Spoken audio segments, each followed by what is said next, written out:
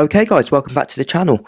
With the recent emergence over the last couple of years of Microbrand watches taking over the internet, I thought I'd make my vital 10 things that you need to ask or find out about before purchasing one of these watches. Okay, so the first thing that I would check, and I think this is probably the most important, is that this brand has a really clear returns policy.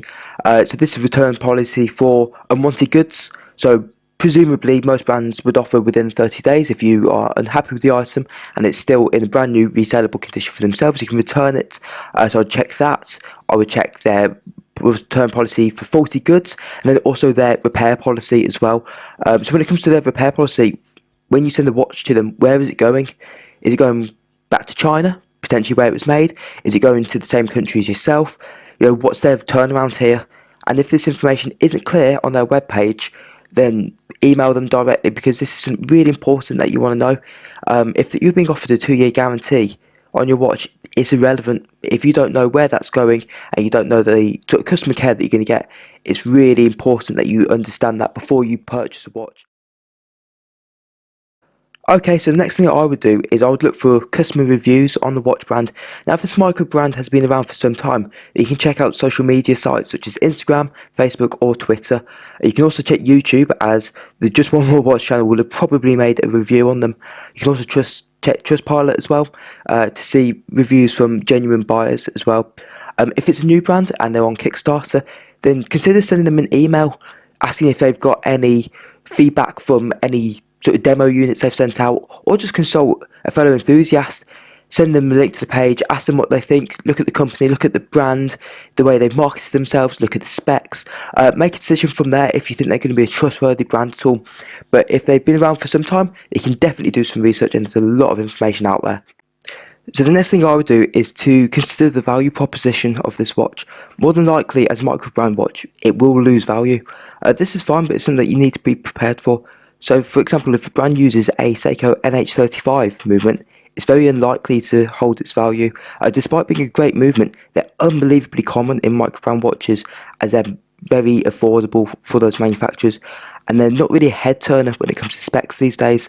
So if you're okay with losing the value of a Microbrand watch, obviously that's absolutely fine, and you need to be prepared for that, as it will more than likely happen. Okay, so this next point might actually be the most important on the entire list, and that's to never buy on the spot. Sadly, a lot of new startups don't make it out of their first year, so by waiting on your purchase, you not only limit your risk of buying an item from a startup that goes bust, but you're also delaying the purchase. You can reflect on the item and make sure that it's the correct choice. Quite often we'll make impulse purchases, and then when we reflect on it, or if we'd left it for a while, we would have known that that wasn't the right purchase for us.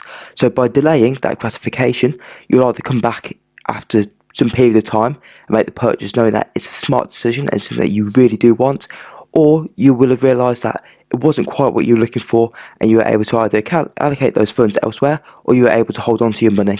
So the fifth thing that you need to look out for when buying a Microbrand watch is actually the cost of maintaining that watch. Does this watch have a unique movement that only the manufacturer can repair? Is it a tourbillon watch? Are you going to be investing a lot of money into repairing and maintaining? As I said before, if it's an NH35 movement, very easy, very quick to repair.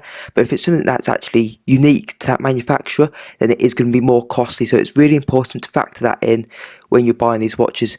Now, most of them will come with pretty standard stock movements. However, it's definitely something to keep an eye out for.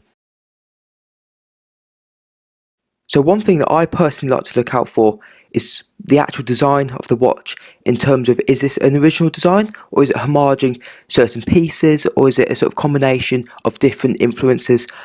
Now, in terms of it being a homage watch, if that's the Microbrand watch that you like, I don't think that's a problem at all. I think that's great. I think it's an accessible way for people to get designs that they love. However, it's good to know if something is a homage watch, and if something isn't 100% original in design, and if it's taking inspiration from somewhere else. It's just something to be aware of, particularly because the opinions of other people might be swayed slightly on that watch if it is a homage piece. But then, of course, that is completely personal to you, whether that actually matters or not. In terms of doing this research, if you see a watch that's 80s inspired, an 80s inspired diver, you can easily just Google image watches from around that time, and you'll be able to see big releases and see what it's been inspired by directly. One thing that I would also do is look at the price history of this watch. Does this company have a reputation for doing really good flash sales?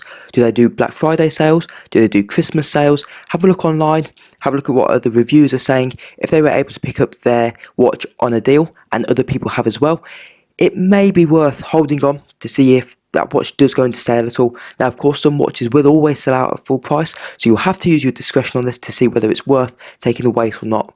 I know personally, I managed to pick up my Phoebus Wavemaster for $175 on a Black Friday deal, and it's currently $259 full price.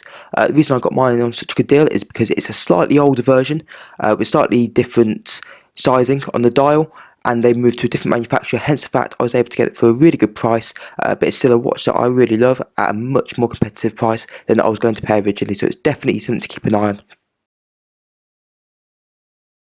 Now, the value of these watches is something that I've touched on in quite a few of these points, and one of the things that you can do before you buy a watch is to check the second-hand value price. I said that often the value retention isn't always the best in these pieces, but obviously you can use this to your advantage if you buy these items pre-owned. So check second-hand stores like eBay or the Facebook Marketplace or any watch trading forums, as if someone else has lost a lot of value on a piece, it may be in very good condition and you can pick it up for an absolute steal. Now, I'm thinking of brands like Christopher Ward, who are probably more of a boutique brand than a Microbrand watch company, but if you look on eBay, you can get some of their pieces for unbelievable prices, very competitive prices, with Microbrands that are made in sort of China, so you're getting Swiss made for the price of a Chinese watch, so really exceptional value there. So let other people take the hit and you pick up the bargains. One of the ways that these microbrand companies are able to bring you really good value for the specs is obviously that they only sell online, so they save a lot of money. The main disadvantage for the consumer is that they can't actually see the pieces or try them on, generally speaking, before they purchase them.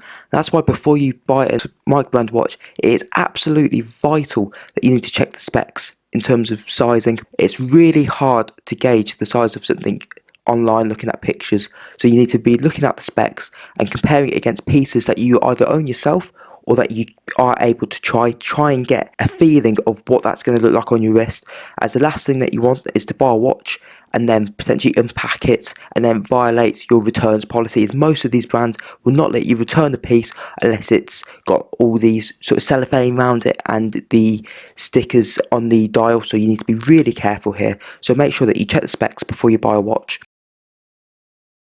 Now, last but definitely not least is make sure you actually like the watch before you buy it. Now, I know this might sound really daft, but I feel that a lot of microbrand watches are a great value proposition in terms of specs, but they're not always the best looking.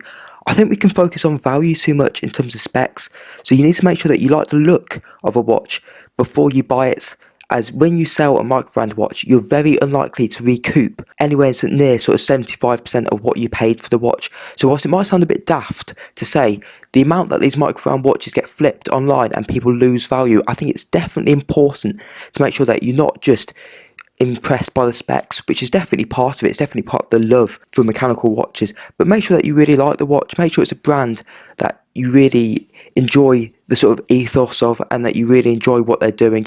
So make sure that it's not just the specs you're going after and it's a damn good looking watch as well. Okay guys, so that wraps up the 10 vital things that you need to look into before buying a microbrand watch. Now, if you enjoyed this video, please remember to smash the thumbs up button, subscribe to the channel and turn that notification bell on to hear about when we next upload before anyone else. And last thing, make sure to comment down below what you thought about this video, what suggestions you have for future videos, and with that, we will catch you in the next one. Thank you for tuning in.